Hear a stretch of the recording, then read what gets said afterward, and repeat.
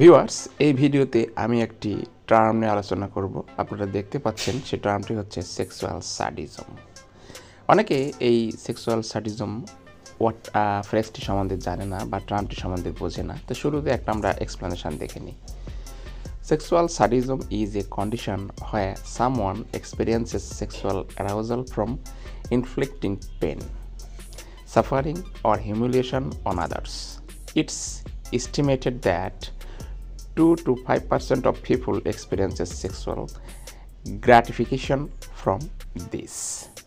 Basically এই এক্সপ্লেনেশনটা ব্যাখ্যা করলে যে বাংলাটা দাঁড়ায় সেটা হচ্ছে,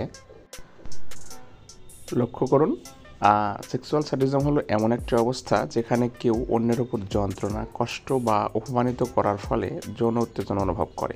এটি অনুমান করা হয় যে 2 থেকে 5% লোক এটি থেকে যৌন তৃপ্তি অনুভব করে।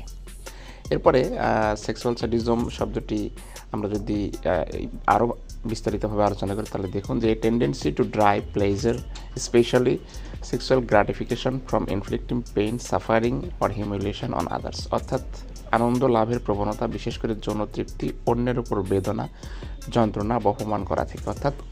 অর্থাৎ সেক্সুয়াল স্যাডিজমকে অন্যভাবে ব্যাখ্যা করা যায় এইভাবে যে এখানে দুইজন পার্টনার একে অন্যকে প্রতিযোগী হিসাবে ভাবে এবং যৌনকর্মে একে অন্যকে পরাজিত করার চেষ্টায় লিপ্ত থাকে।